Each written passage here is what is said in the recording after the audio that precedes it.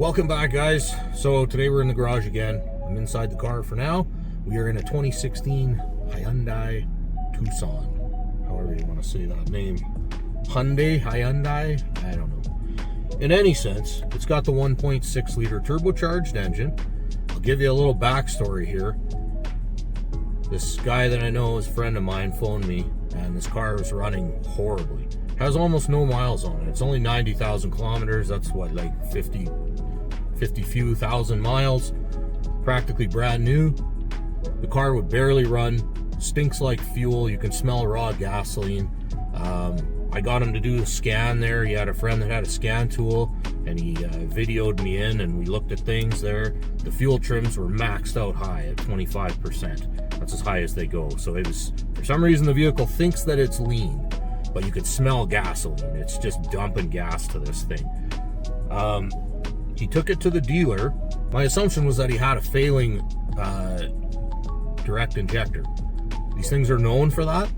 And if you're dumping a bunch of extra fuel in there from a failed injector, then the computer can get tricked because you have your O2 sensor sees a bunch of oxygen in the exhaust because all that gasoline going in is hampering your combustion. Now you have no combustion in that one cylinder, so you have the air that moves through the cylinder unburnt, and then the O2 sensor reads the oxygen, thinks that it's lean because it thinks that oxygen is unburnt because there wasn't enough fuel to burn it. That's the only logic that the computer has. So it just tries to add more fuel. It makes it worse and worse and worse. Meanwhile, the problem you have is that it's rich because an injector's failed. So those fuel trims can be a little tricky. That's what I assumed he had going on. He ended up taking it to the dealer because I didn't have time to deal with it at the time. I was away at work. The dealer just threw spark plugs into it because that's the first thing on their troubleshooting tree. And it seemed like what was communicated to me is that the vehicle still had the same problem. So like I said, I assumed that was because the injector was gone bad, which these are known for, like I mentioned. I've just picked the vehicle up today because he wanted me to deal with it, and he doesn't really trust the dealer's diagnosis anymore since they charged him a few $100 for spark plugs that whether we're sure he even needed or not. The vehicle seems to be running okay. It's a little bit down on power as far as I could tell, but that might have just been because it was in cold loop still. I'm not sure. I just drove it from his place to my place. I haven't been taking it around town or anything. It does have a check engine light, so I went ahead and scanned it. Now the only code that we have, see if you can see this, it is the P0420. See if you can see that, it's the catalyst efficiency. So that's all it is that code is triggered by the O2 sensor downstream of the cat seeing the same amount of oxygen as the front, as the upstream O2 sensor. So it's just telling you that there's no reaction happening in that catalytic converter anymore. So it throws this efficiency code. The cat, if it was getting overfueled from an injector that was bad, or if those spark plugs were bad and we were puking a bunch of raw fuel through, that can definitely burn up the cat and make it not work anymore. And then there you go, your cat's done. You got to replace the catalytic converter. That could be what's happening right now. Generally, those will tend to plug up though once that's happened. But I'm sitting here expecting this thing to be running terribly, and it's not. So I'm gonna go ahead. We're gonna look at a few more data points here. I'm gonna load them up. I'll bring you back, and we'll see what we see on those before we just start digging into this. I don't want to just swap injectors now if it doesn't need an injector. So let's go ahead and look at some live data. Well, looked at the live data, and there's nothing to even show you guys there. Everything looks perfect. There's no misfires. Everything's running good. The cat efficiency code has actually had 10 cycles of startup and warm up since it has triggered. Now, what'll happen is that you'll just keep that code on your dash, the money light there, and once it's had so many cycles of not registering that problem anymore, it'll clear itself. I think this one was just about to clear. It was actually funny, when I read the code, it was there, and then I went in and looked at some live data once I started the car again, and then I went to check the codes. There was no codes anymore. I think that start was what cleared the code, that last start I did. So we went through, there's nothing even to look at now. Now, however, I did check the oil I've got it here anyway. The guy's got all the stuff for an oil change, because if it had been dumping a bunch of fuel into itself, that fuel will pass through the rings into the oil, and it'll contaminate your oil, and then that'll ruin your bearings. So I did look at the oil. I'll show it to you. It looks pretty thin. So here we go. Yank this out. Now, normally you can see a pretty distinct oil level. You can kind of see some oil on there, but that looks really thin. I know it might be hard to tell on the video here, but you can almost, maybe you can see it or not. It's pretty high up there too. It's about 1.5 inches past the full mark. So I am concerned that that's fuel contamination in that oil there. Now, the dealer told this guy that he needed a fuel pump after all this schmozzle that happened there, and they changed the spark plugs.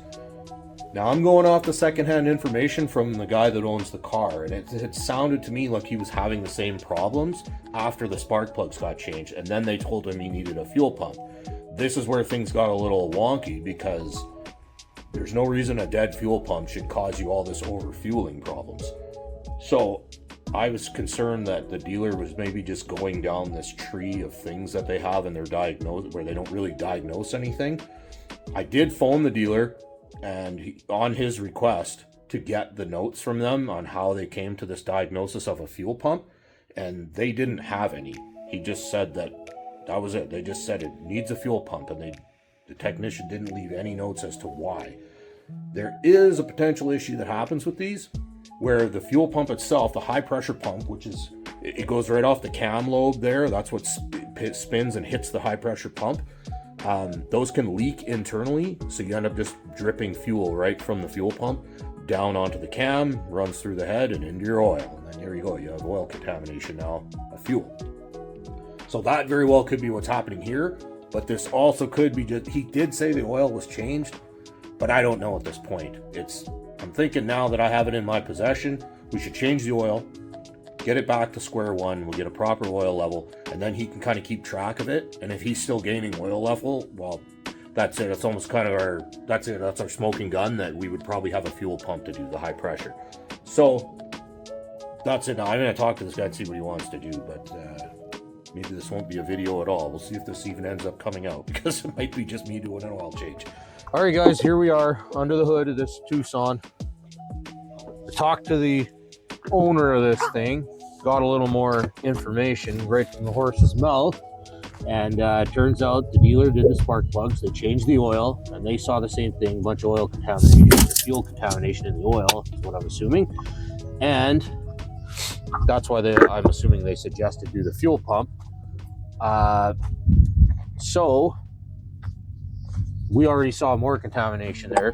Like, that oil level was really high, to the point that I didn't feel comfortable even starting this thing again, because it's so bad with all the fuel in there. So we're just going to go ahead and do the fuel pump now. So I got some injectors I got to return, but this is it. We just pulled the engine cover off. This is the fuel pump, high pressure fuel pump right here. I think I got all I need. There's not much to it. I didn't bleed the fuel pressure off, so I'm going to go ahead and just pull the fuel pump fuse and crank this over, run it out of fuel here first. Well, on second thought, like I said, I don't even feel comfortable running this thing because of all the fuel in the oil. So I'm just going to go ahead and live risky. This is the high pressure line on this thing right here. Just going to go ahead and wrap a rag around that and let the fuel pressure come out of it.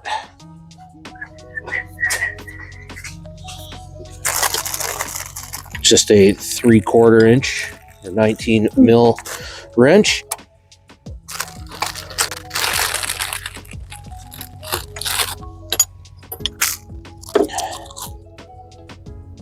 Not much there, not too bad. It's probably going to leak a bit though once I get this off, so I'm going to keep this rag underneath so I don't make too much of a mess.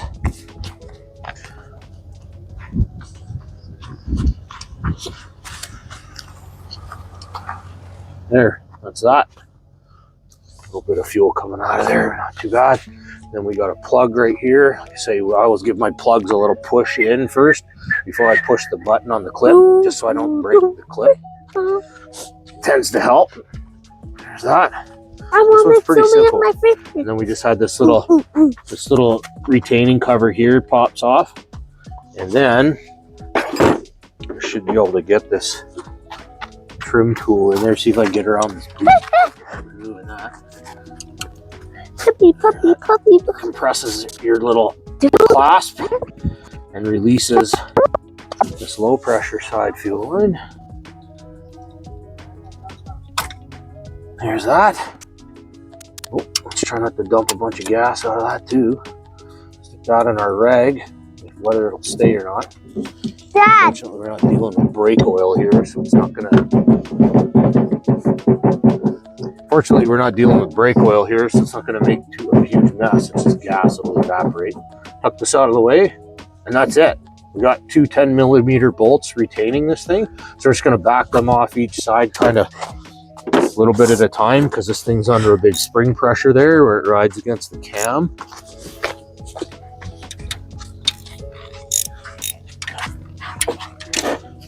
Again, let's see, I'm gonna get a shorter extension. Oh, this boost pipe's in my way. I'm gonna get a deep 10mm socket that'll be shorter than my extension. All right, got what I need here.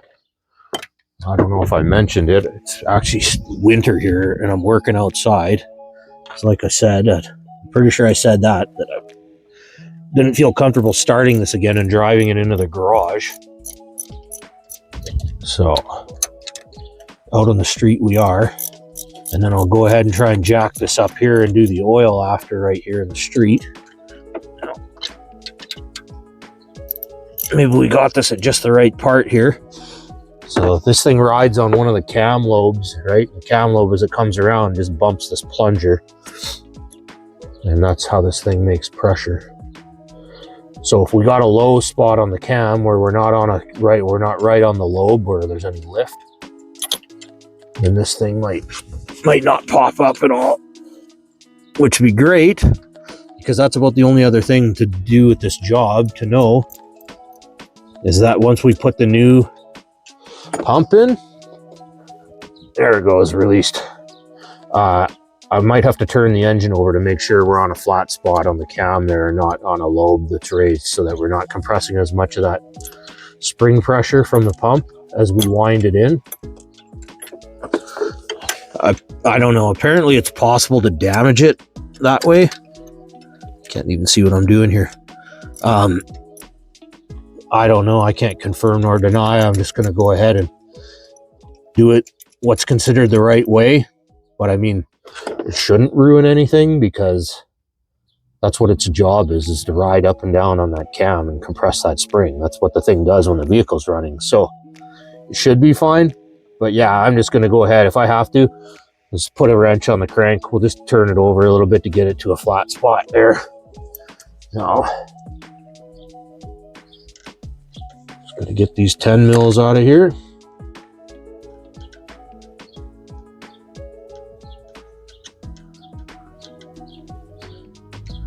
And then I will show you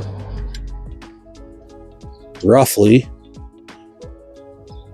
what is causing this problem with the fuel going into the oil. I mean, I don't think you're going to be able to directly see exactly what the problem is, but I can show you where it is emanating from. It's one of our 10 mils all the way out. This one should be good. There's that one out too.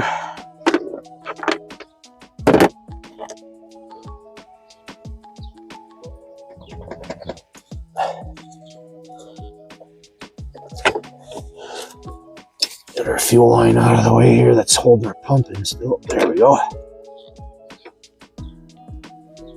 All right. Now, there's also a roller for the cam in there that I have to pull out. I'll just kind of jam my finger in there and yank it out. But here's our pump. This spring gets pushed up here, and that's what makes pressure. But something around here has to seal in this side from the high pressure, and it just has to be leaking through this part here. That's really the only option that's going on. is that, and this is known to happen. I'm not just making this up or guessing here. This is known to happen where fuel will leak out of this space or this plunger here, and then it just drops right in on the cam, which ends up, that's where all your oil pathways are, where it comes up to the cam bearings, it runs back down to the crankcase. So then you just run that fuel back with the oil, and there you go. And fuel does not make a very good lubricant for bearings. So let's go ahead and see if I can get that. I might need a magnet here. I can't even see what I'm doing without a stool or something. Clean that up a little bit.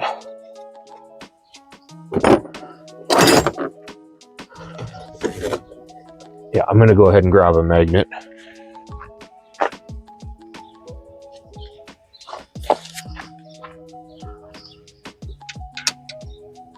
There it is. Come on. There. And that's our roller that rolls right on top of the cam. And it's got a dowel in there so that it can only fit in one way. So you don't get it in wrong. So that the roller's not rolling on the cam, right? You don't want your cam spinning this way. So it's got to roll with the roller on there. Some of these will come with a new one, but we can go ahead and inspect that. There's no flat spotting on this. Like this engine, like I said, only has 90,000 kilometers, which is like whatever, 50 some odd thousand miles. So that's the only reason I'm even pulling this out at all, is just quickly inspect it. Then we'll toss it back in. And like I said, I also want to see where that cam is. And if we need to bar the engine over, we will.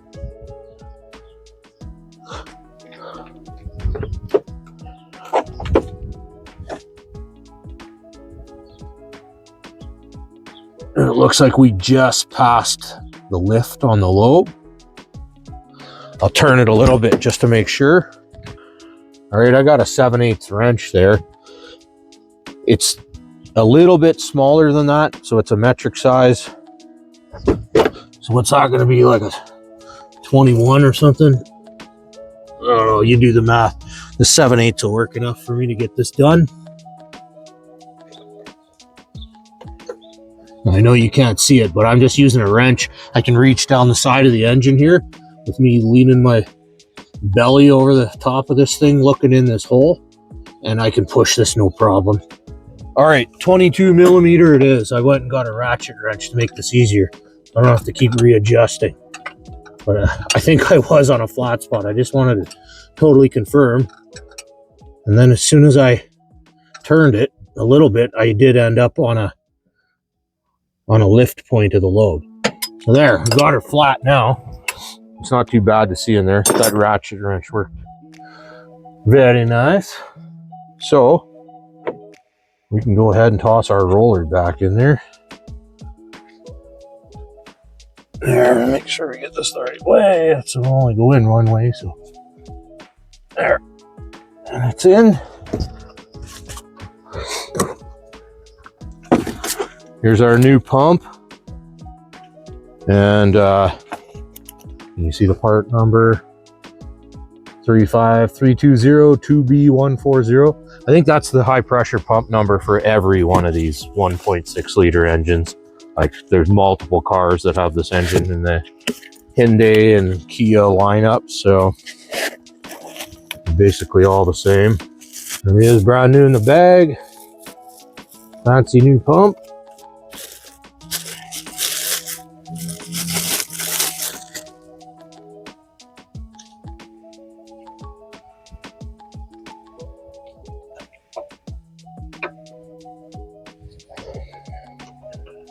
I have to get these protectors off here first.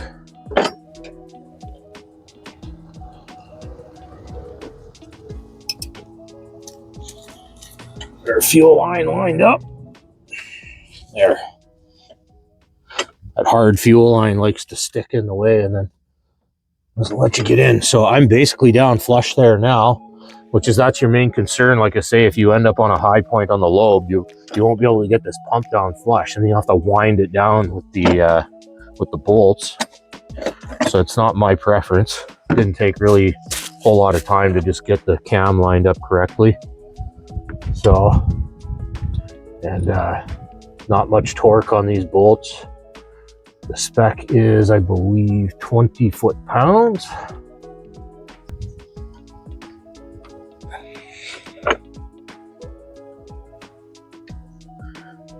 Dad, you coming to the encounter? Dad, To the what counter? encounter. The encounter? The encounter. Like, what do you mean? This thing Mom's going to a church? Oh, I don't know. I wasn't planning to. I thought you were staying home with me because I don't know. Could you come to encounter, please, Dad? I don't know what it is. I gotta talk to Mom. I don't know anything about it. I thought it was a thing that just Mom was going to. I didn't know. I just gotta finish up this job here. Anybody can go. Dad. Anybody, hey? What about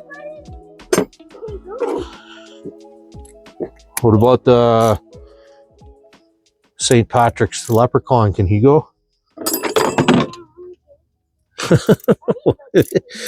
Yeah. What's that?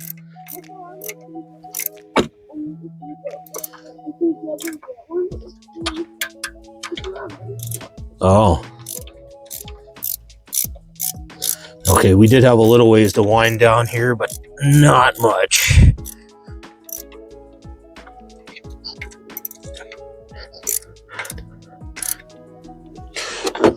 Hey, bro. Your little hand should be up here doing this, huh? Oh, I got it. Okay, now this fuel line is real easy. It's just that little snap clip. So it clips right on there. We just push it in place. And we got our JIC fitting or whatever that is. Easy peasy. Tighten that up. This one's like 22 foot-pounds if you have the right crow's foot for it. One of those will be pretty good. And we'll get our plug plugged in.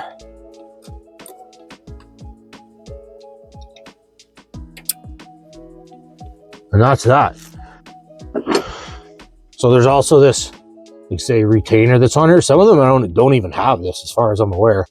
But there's like just a little hook clasp there that it attaches on. I just pop that up a bit and it pops off. There. Now I can put it on if we want to keep it. So might as well. We're here.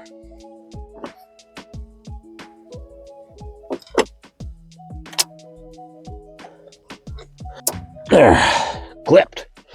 Okay, that's that.